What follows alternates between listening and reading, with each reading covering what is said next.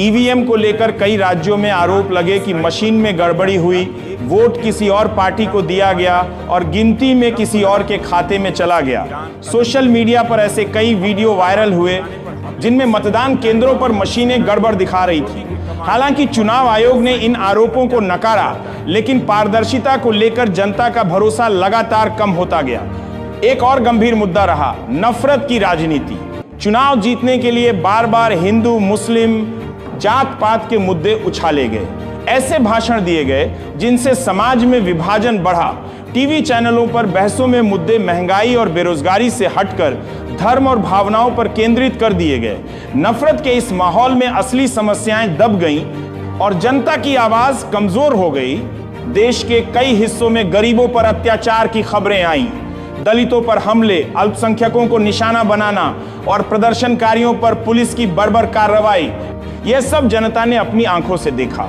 जब किसानों ने अपने हक के लिए दिल्ली की सीमाओं पर महीनों धरना दिया, तो सरकार ने उनसे संवाद करने के बजाय उन्हें बदनाम किया और आंदोलन को खत्म करने के लिए हर संभव दबाव बनाया।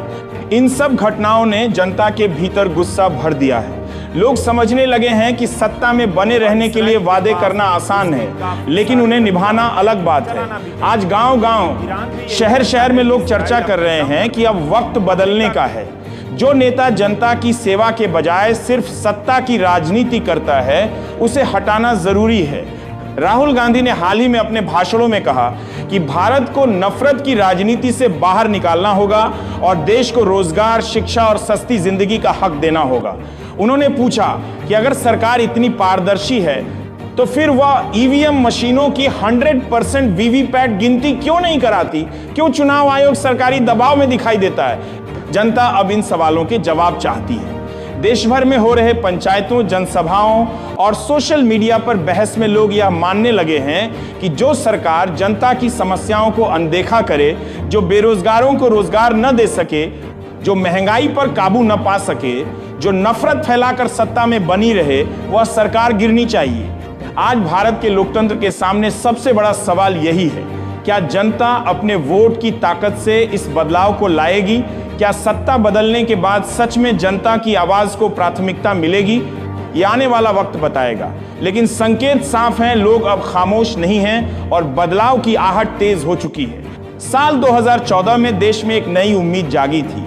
लोग मान रहे थे कि अब देश की राजनीति बदल जाएगी, भ्रष्टाचार खत्म होगा, महंगाई थमेगी और हर हाथ को काम मिलेगा।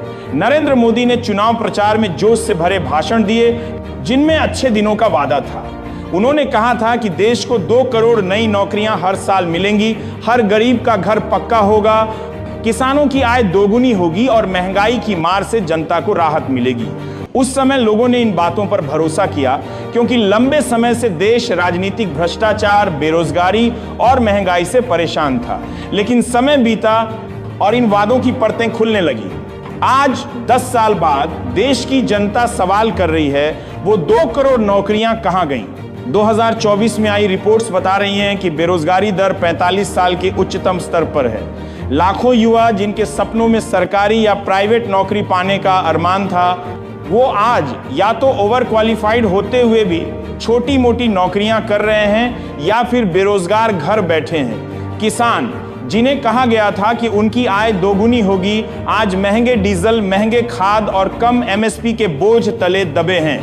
महंगाई ने तो आम आदमी की कमर ही तोड़ दी है। सब्जियों से लेकर दूध तक, दालों से लेकर बिजली के बिल तक, हर चीज महंगी हो चुकी है। गैस सिलेंडर की कीमतें 1000 रुपए से ऊपर चली गईं।